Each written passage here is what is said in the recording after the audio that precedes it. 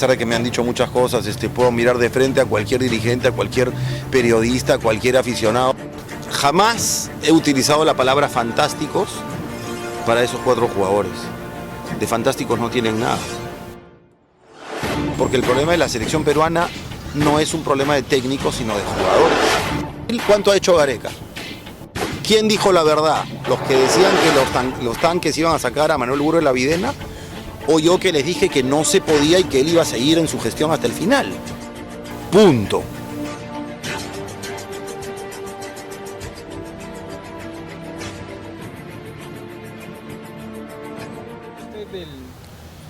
Yo te voy a decir lo que pasa. Yo de niño era súper aficionado al fútbol y en general los deportes. Pero era aficionado de ver lo poco que se transmitía, porque no era la época de hoy, se transmitían muy pocas cosas, entonces era de escuchar mucha radio y de leer mucho. Entonces me compraba revistas de aquí, revistas del extranjero, no me faltaba una ovación.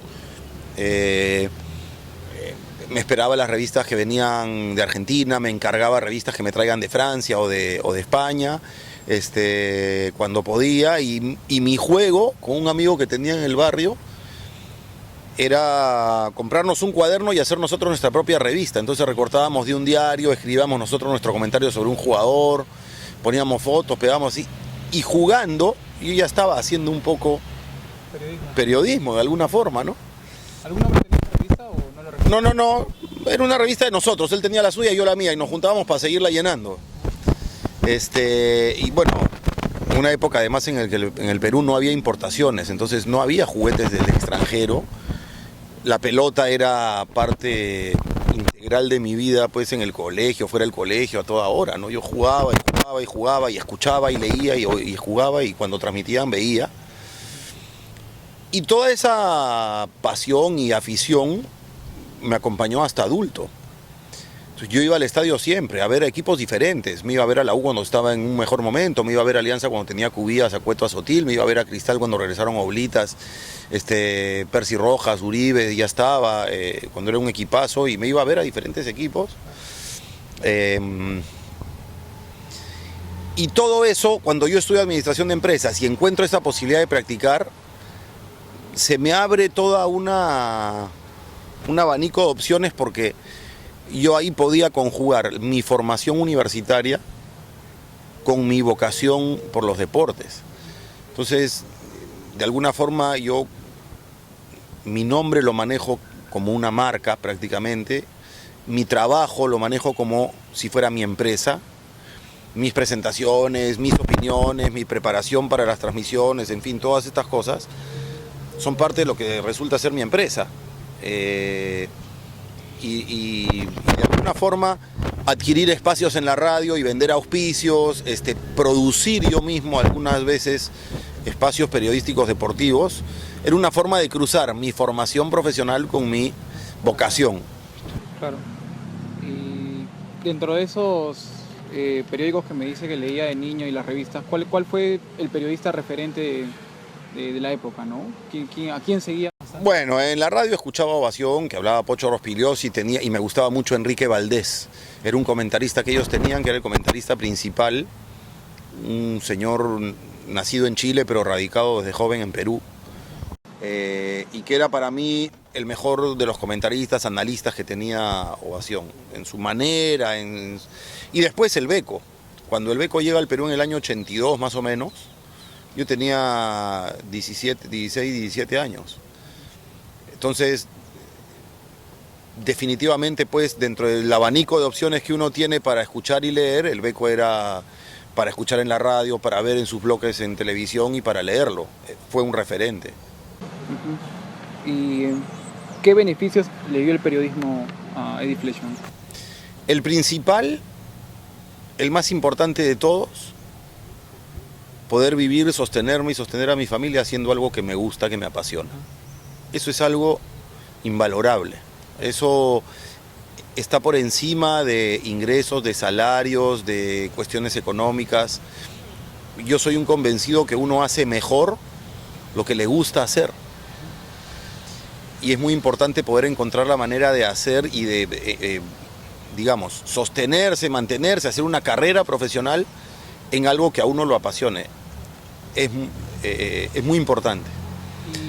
Y eso es algo que me ha dado el periodismo, por un lado, y por otro lado, por supuesto, la satisfacción de estar y transmitir para el Perú Copas del Mundo de forma exclusiva, Eurocopas, Juegos Olímpicos, estar al más alto nivel de las competencias deportivas para poderlas llevar al Perú, pues creo que es a lo que todos aspiramos de alguna forma, ¿no? Exacto. Ahora usted menciona la familia y también los mundiales, ¿no? ¿Qué pasó en la final del 97 en la final, ¿no? Yo leí una entrevista suya que usted menciona que... Del 96, la final del 98, perdón, la final del de Francia mundial, 98. Ajá, que usted hizo pasar a su esposa, creo. Ah, claro. ¿Eso es verdad o...? Sí, no, por supuesto, es ¿Lo verdad. logró hacer? Es verdad, sí. ¿Y cómo así? Bueno, ella tenía una acreditación. A mí me habían autorizado en América Televisión. Cuando se trazó todo el plan de la Copa del Mundo, yo tenía 1 año y medio de casado. Tenía a mi hija mayor con 10 meses y yo tenía que irme a Francia 50 días. Yo tenía que irme desde 10 días antes del Mundial casi hasta 1 semana después de terminado. Entonces, en ese momento para mí era mi primer Mundial, era una gran responsabilidad porque yo encabezaba las transmisiones de América Televisión y para mí era un respaldo muy importante tener a la familia cerca. Entonces pedí de alguna forma poderla acreditar para poder que a mitad de Copa del Mundo ella me dé el encuentro allá con mi hija. Entonces mi esposa, después de 3 semanas de que yo estaba en Francia, llegó y estuvo con mi hija ahí y bueno, como estaba acreditada, me moví, hice gestiones y conseguí que le dieran un pase para poder estar dentro de la final. Ajá. Y hablamos hace un momento de beneficios y qué negativo también tiene el periodismo deportivo. Bueno, uno como periodista deportivo a lo que aspira es a estar en un medio donde el deporte se desarrolle bien, porque enriquece nuestra tarea. Entonces, cuando estás en un medio en el que no se enriquece, en el que no mejora el tema al cual te dedicas, resulta frustrante muchas veces. Entonces, en el Perú, yo desde que tengo uso de razón, no ha habido un solo gobierno que tenga una política clara para el deporte, que defina lo que significa el rol del Estado para masificar la actividad deportiva, para llevarla a todos los rincones, para hacer que practicar deporte no sea un privilegio, sino sea un derecho y una posibilidad para todos. Digamos que haya canchas deportivas, que haya política de educación deportiva, que haya formación, que haya posibilidad de que profesionales que observen y detectan talentos estén ahí. Es parte de que las universidades hagan convenios con los deportistas de alta competencia, que les faciliten competir en lugar de entorpecerlo. Acá en el Perú, la universidad termina siendo el cementerio de los deportistas de competencia y eso es parte de una política de Estado que no existe.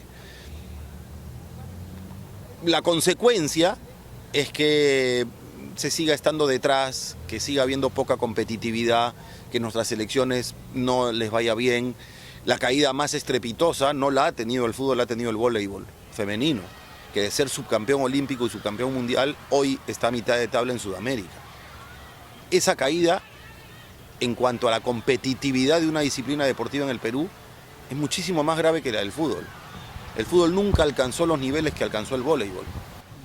Pero al final de cuentas, lo de negativo tiene que a veces uno haciendo esfuerzos, tratando de contribuir desde su lugar, desde su trabajo, a que cambien determinadas cosas, a que mejoren determinadas decisiones, y ve que pasa el tiempo y esos cambios no llegan nunca, se frustra. Pero bueno, la tarea periodística y la pasión por lo que uno hace es más fuerte, entonces uno sigue. Claro. Ahora, tienes años trabajando en el periodismo deportivo, ¿te consideras un referente un líder de opinión, digamos, entre los periodistas deportivos? Bueno, de alguna forma todos los que tenemos la posibilidad de hablar a través de medios de comunicación, siendo regulares, buenos o malos, nos convertimos, entre comillas, en líderes de opinión. Si entendemos por líderes de opinión, gente que dice algo y que es escuchada por muchos y que muchos se pueden alinear con esa idea o no, pero que generan una corriente de opinión. Finalmente generamos una corriente de opinión porque estamos en medios de comunicación. Ahora, me ha tocado una trayectoria en la cual he tenido la suerte de que pueda transmitir 5 mundiales de fútbol, 3 Juegos Olímpicos, 4 Eurocopas de Naciones, mundiales sub-20, sub-17, mundiales de boxeo, una exhibición de tenis con 2 top 10. He tenido suerte de poder, entonces, bueno, quizá eso me da cierta ventaja frente a otras personas que trabajan en lo mismo, pero al final de cuentas no hay verdades absolutas, cada uno ejerce su labor, cada uno tiene su público, cada uno tiene sus detractores. Y después sometemos nuestras ideas para que sean consideradas por la gente. ¿Te gusta contestar en Twitter a todos? Bueno, creo que es evidente, ¿no? Que los que me siguen en Twitter se dan cuenta que a mí me gusta dialogar con la gente a través del Twitter. Creo que es una enorme ventaja. Cuando yo era chico, los referentes en el periodismo deportivo a veces se equivocaban y yo no tenía ninguna posibilidad de decírselos. Hoy sí, la gente tiene la posibilidad de decirnos a nosotros en qué nos equivocamos, qué no les gusta o qué sí les gusta, en qué están de acuerdo o qué no, y uno tiene la posibilidad de explicárselo a la gente. Uno tiene la posibilidad, y creo yo, eso es algo que es parte de nuestra responsabilidad, hacer hasta cierto punto, cierto grado de docencia a través de nuestro contacto con la gente, recoger su percepción, y si está equivocada porque hay errores en términos legales, en términos, en fin, con temas que no necesariamente se conocen, uno tiene la posibilidad de ampliarlo.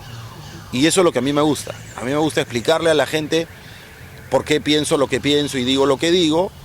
Y si no está de acuerdo, confronto, discuto, considerando que no tengo la verdad absoluta. Y me parece que es una práctica sana. ¿Te quitó amistades el periodismo deportivo? Digamos que interrumpió. Te doy un caso. Yo era muy amigo soy amigo de Javier Aspausa, que es la persona, el hijo del expresidente universitario, que es la persona que me presentó con Miki Rospigliosi. Durante la gestión de Javier Aspausa, padre, que en paz descanse, durante la gestión al frente de la U, yo fui muy crítico con su gestión. Y eso le generó mucha molestia a ellos. Nunca ataqué a las personas, siempre fui crítico de la gestión que ejercía como presidente de una institución donde había una gran responsabilidad de por medio, y esas críticas generaron que la amistad de alguna forma se interrumpa. Cuando después él deja la presidencia de la U, bueno, lamentablemente se enferma, fallece, y yo me reencuentro con su hijo, con su familia, y se retoma la amistad, ¿no? Y después, no sé, porque tampoco no es que uno tiene en el fútbol o en este trabajo amigos demasiado cercanos. Mis amigos son mis amigos de la infancia, mi familia cercana, mis amigos de la universidad, de toda una vida. No necesariamente los que, al contrario, en realidad no es que me esfuerzo, pero no he entablado nunca una relación muy frecuente con nadie que tenga que ver con el mundo del deporte, ni con deportistas, ni con dirigentes, ni con... Y eso te da más libertad también para hacer tu trabajo. No me siento comprometido con nadie, no tengo rabo de paja, a pesar de que me han dicho muchas cosas, puedo mirar de frente a cualquier dirigente, a cualquier periodista, a cualquier aficionado, sin temor a tener un cargo de conciencia. Entonces, eso es lo más importante. Ahora, en este último mundial se habló mucho de tu comentario deportivo, ¿no? ¿Te molestó lo de las fleshmanadas o no le tomaste mucha importancia? No le tomé importancia. Me molestó alguna vez donde, digamos, de manera muy burda se tergiversaba una frase mía y se creaba una nueva mucho más ridícula, digamos, entre comillas. Ni siquiera eran ciertas, ¿no? Ni siquiera eran ciertas, las sacaban de contexto, pero después me pareció divertido. Las leía con mis hijos, inclusive mi grupo de WhatsApp con mi familia se llama Fleshmanadas. Lo puedes ver. Pero por supuesto, lo que sucede es que, digamos, ahí se burlaban de alguna forma o tomaban en broma que yo era a veces reiterativo, presuntamente obvio, y que repetía algunas cosas de diferente manera. Lo que pasa es que, por experiencia, en una transmisión que dura horas, la gente va rotando, no está todo el tiempo la misma. Hay gente que se engancha a la transmisión, que sale, y nueva gente que entra. Entonces, cuando yo volvía a explicar algún tema, lo hacía por respeto a la gente que de repente no lo había escuchado inicialmente y que recién se enganchaba, ¿no? Que eso es algo que suelo hacer, porque lo hacía en mis programas, lo hacía en transmisiones, lo sigo haciendo, lo seguiré haciendo cuando me toque hacerlo, ¿no? Ahora vamos un poco hablando ya más de fútbol, ¿no? ¿Estuviste de acuerdo con la designación de Ricardo Gareca para la selección peruana? Digamos, no me opuse, pero yo no estaba de acuerdo, para empezar, con que despidan a Pablo Bengoechea y menos de la forma que se hizo. Primero, que no se hace en una conferencia de prensa, no es la manera. A un profesional serio, si se le va a comunicar algo, se le comunica entre cuatro paredes, en una oficina, primero, y en privado. Segundo, si no tenías al reemplazante a la mano y ha decidido, ¿para qué despedirlo? En lugar de dejarlo seguir trabajando, mantener una continuidad, y después de la Copa América, digamos, luego de haber pensado bien, hacer el cambio de técnico que se pretendía. Pero eso no hubiese sido perder el tiempo, digamos. ¿Y no fue mucho peor perder 2 meses sin técnico? Realmente. O 3 en realidad, porque hasta que Gareca ha empezado a trabajar, nosotros estamos sin técnico de selección desde enero. Sí. Todo enero, todo febrero, todo marzo, todo abril. ¿Cuánto ha hecho Gareca? Todavía ha dirigido un partido. Ok, 4 meses se perdieron.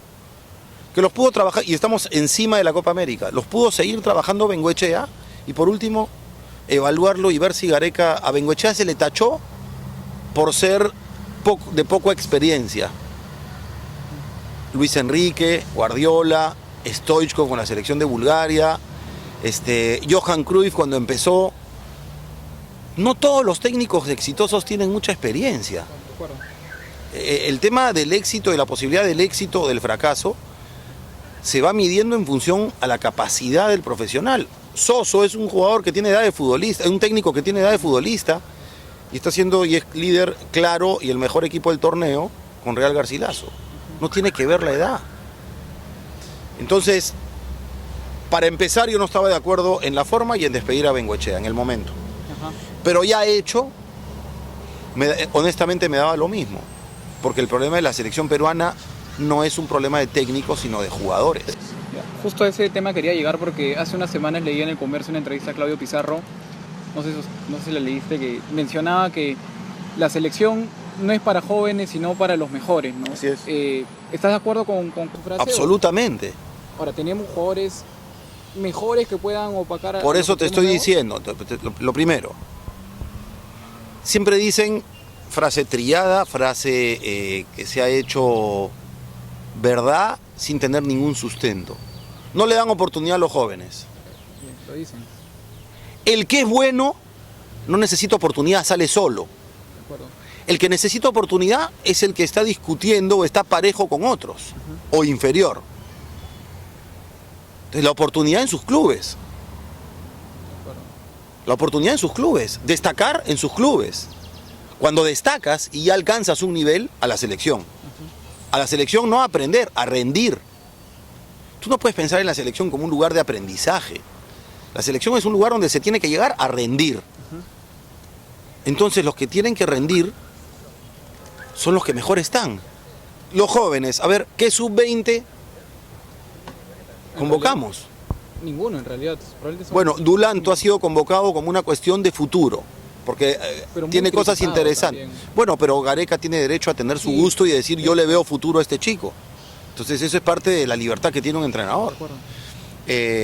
Pero a la selección tienen que ir los que mejor estén, aunque tengan 40 años. Y yo no encuentro todavía un mejor extremo izquierdo que Vargas en el fútbol peruano. No encuentro un mejor interior o extremo derecho que Farfán, Paolo Guerrero centro delantero, pero no encuentro un jugador de la categoría de Claudio Pizarro que pueda estar en la selección. Quizá no como titular, quizá viniendo de más atrás, porque él asegura la entrega. Si Renato Tapia hubiera estado, tenía que estar por capacidad, no por edad. Tiene 19 años, pero está mejor que el resto. Está en una liga más competitiva que el resto. Joel Sánchez debe estar, por capacidad tiene que estar. Ya pasó su problema, está rindiendo en su equipo, a la selección llega a rendir, no a aprender. Entonces sí estoy de acuerdo con Claudio Pizarro. Pero me decían que te pregunte sobre Burga, ¿no? Dicen muchos que tú lo estuviste de acuerdo con él o lo defendiste, ¿no? ¿Tú qué tienes que decir al respecto sobre ese tema, ¿no? A veces mucha gente dice que defendiste a Burga, defendías a los fantásticos, también he leído en internet. Jamás he utilizado la palabra fantásticos para esos 4 jugadores. De fantásticos no tienen nada. Son los jugadores más competitivos que tenemos. Punto. Que uno es suplente, el otro no tiene continuidad, el otro está terminando su carrera, el otro ha estado lesionado. Son los 4 más competitivos que tenemos, eso no lo podemos dudar. De fantásticos yo nunca he utilizado esa palabra, soy enemigo de utilizar esos calificativos. No soy yo sensacionalista. Con respecto a Manuel Burga, es fácil comerse, digamos, la versión, si uno por ahí la repite y te la reproducen en un diario, de que uno defiende a una persona. Los que me han escuchado a mí y los que quieren escucharme a mí, están en internet los videos y están las cosas ahí, sobre el tema de la pretendida interferencia del Instituto Peruano del Deporte que encabezaba Arturo Woodman a la Federación Peruana de Fútbol, con el objetivo de descabezarla. Eso lo dijo Mauricio Mulder el día que Alan García ganó las elecciones. Mauricio Mulder dijo, hay que descabezar a la Federación Peruana de Fútbol. Y siempre sostuve, hubiese sido presidente Manuel Burga, hubiese sido presidente Perico de los Palotes, tú o yo. La Federación Peruana de Fútbol es una entidad privada, no puede ser interferida, se rige por el estatuto del ente que lo afilia a nivel internacional, por decisión nuestra. Entonces no se puede interferir, no se puede cambiar el estatuto de esa entidad a la que estamos afiliados. Eso lo defendí porque era defender la institucionalidad de una entidad privada, igual como algunos defendieron. La Asociación de Bancos defendió a la banca privada cuando Alan García en su primer gobierno pretendía estatizarla. Del mismo modo yo defendía no a una persona, sino la institucionalidad del ente que es privado. Porque así como la Federación Peruana de Fútbol es privada y no puede ser interferida, también lo es el Comité Olímpico y algunas otras entidades privadas. Otras reciben dinero del Estado y el Estado tiene por lo tanto derecho a fiscalizarlas. No es el caso del fútbol. Todas esas cosas son verdad, no son una opinión. Eso no es defender a Manuel Burga. Lo que yo decía en aquel entonces era que no se podía interferir, y cuando algunos decían, inclusive diarios, van a entrar las tanquetas a la Videna, lo van a sacar a Manuel Burga de ahí, lo van a meter preso, y yo decía, no se puede, no es verdad, es imposible, la gente creía que yo estaba defendiendo a Manuel Burga cuando le estaba diciendo la verdad. Y yo te pregunto ahora, ¿qué pasó en el tiempo? ¿Quién dijo la verdad? ¿Los que decían que los tanques iban a sacar a Manuel Burga de la Videna? ¿O yo que les dije que no se podía y que él iba a seguir en su gestión hasta el final? No se trata de decir lo que... Y claro, los aplausos fueron para los demás, a mí me llegaron los tomatazos. No me importa, porque el periodista no puede estar pendiente de lo que a la gente le gusta o no le gusta. No es digamos, no es un comunicador que tiene que darle gusto a la gente y complacerla en lo que quiere escuchar. Yo no estoy para decirle a la gente lo que la gente quiere escuchar, sino lo que son mis convicciones y lo que yo considero la verdad. Bueno, el tiempo demostró que yo no defendía a Manuel Burga y que lo que yo decía era cierto. Y Perú ya ha dado sorpresas en otras Copa América, pero la verdad que yo veo al equipo peruano muy por debajo de Colombia y de Brasil. De Venezuela podemos luchar. No, a Venezuela le puede pelear un partido si está bien parado. La vez pasada se jugó un amistoso es para tomar con pinzas. No estaban todos, es discutible. Pero yo no veo... Ahora, en la Copa América suele irnos mejor porque es un torneo corto. Si miramos un poco más allá y vemos las eliminatorias, yo veo a Perú con escasas posibilidades. Ahora, ¿qué hay que hacer para luchar contra la violencia dentro de la cancha y también fuera, ¿no? A propósito de lo que pasó en Argentina. No hay que inventar nada, hay que ver lo que se hizo en otros lugares de forma exitosa. Inglaterra fue excluido de torneos internacionales por la violencia. Yo estuve en el estadio, no el día que sucedió, estuve después en el estadio de Bruselas, donde fue la tragedia del estadio de Heysel. Jugaba Juventus-Liverpool y no sé cuántos murieron producto de la violencia de los hooligans, que se llevó a un punto ya de extremo inaceptable. Inglaterra tomó medidas. Sacó de los estadios, identificó y sacó de los estadios a los violentos, obligándolos por ley que el día en que había fútbol en la ciudad donde residían, tenían que estar todos en comisarías desde 2 horas antes del partido hasta 2 horas después. Esa era una decisión que se tomó por ley. Nunca más entran a los estadios. Cuando se produce un desmán, se identifica al violento y se le excluye para siempre de los estadios. No se le vende más entradas, no se les obsequia entradas. Hay una tarea de represión de la policía, hay un buen servicio de inteligencia, porque al final de cuentas el manifiesto de violencia en los estadios es una expresión más del manifiesto de violencia de la sociedad.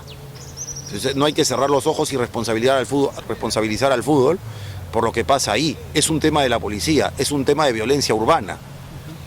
Es un tema además que con un poquito de trabajo de inteligencia a través de las redes sociales uno puede identificar, porque las amenazas están ahí. Varios hechos de violencia se han anunciado desde antes en las redes sociales. Entonces es inaceptable que no sea posible tener una política de inteligencia para ir interceptando, no digo comunicaciones, interceptando los intentos de violencia en las calles en torno a los partidos de fútbol. Yo creo que sí hay cómo, pero hay que tomar decisiones. Y hay que contar con dirigentes responsables, que no les tiemble la mano y que dejen de otorgar entradas de favor a los que alejan al hincha que sí paga. Es increíble. Queremos que el fútbol sea un negocio y al cliente que sí paga lo alejamos para permitir que entren otros violentos gratis. Es el mundo al revés. Pero me siento muy cómodo siguiéndome comunicando por Twitter mientras tanto. Y bueno, no sé si mucha gente me extraña, me imagino que los que tenían el hábito de ver el programa, que no era poca gente, y esto durante 13 años, seguramente extraña pues ese hábito de ver el resumen deportivo diario que nosotros ofrecíamos. Me lo dicen mucho hasta ahora, 5 o 6 semanas después de terminado el programa, siguen comunicándome que cuando vuelvo, que quieren ver el programa, que en fin. Y bueno, el tiempo dará respuestas, ¿no? El tiempo dará respuestas. Yo voy a seguir haciendo periodismo deportivo, eso sí es seguro. ¿Qué proyectos tienes a futuro? Bueno, algunos vinculados a temas digitales, a periodismo escrito y gráfico, a entidades que contribuyan con el crecimiento del deporte. Estoy en un proceso de evaluar, crear una entidad que logre aportarle en general a todos los agentes deportivos posibilidades de crecimiento, de mejora, de hacerse más competitivos. Son proyectos, mientras tanto también doy una mirada a lo que pasa en los medios de comunicación, ¿no? Para finalizar, ¿qué pasó con el Deportivo en sí? En pocas palabras, ¿qué pasó? Honestamente no lo sé. Entiendo que, bueno, como hubo cambio de administración en el canal hace unos 4 o 5 meses, 4 meses, la nueva administración llegó con nuevas políticas, con una estrategia distinta para hacer lo que el dueño del canal considera. Hubo muchas reducciones de personal y de producciones y de presupuestos en general en los últimos tiempos. Y bueno, el viernes 10 de abril yo hice mi programa como habitualmente, lo despedí diciendo nos reencontramos el lunes, y cuando salí de ahí me llamaron a una oficina y me dijeron que esa era la última edición del programa. Así me enteré yo, después de haber, digamos, no me pude despedir de la gente. Bueno, yo pregunté por qué, si el programa siempre estuvo auspiciado, era un programa rentable, habían eventos deportivos contratados como la eliminatoria, la Eurocopa el próximo año, en fin, habían todavía tareas por delante. Me dijeron que eran políticas de programación. Bueno, yo no objeté, pregunté hasta cuándo, me dijeron que esa era la última edición. Después me ofrecieron si quería quedarme, en realidad que el canal, no es que si quería, bueno, si aceptaba permanecer todavía en el grupo para las transmisiones que todavía hay, lo que venga con las eliminatorias, los partidos de Perú, etcétera. Pero la verdad, por la forma como se dieron las cosas, en lugar de mantenerme en un lugar que ya me resultaba pues incómodo, preferí no aceptar eso y bueno, despedirme de toda la gente y salir como siempre salgo, sin remordimientos, sin rencores, sin resentimientos, y agradeciendo el trabajo que me dieron. La verdad que los 13 años que tuve en ATV fueron maravillosos, espectaculares en lo profesional, y solamente tengo gratitud. Gracias. Listo.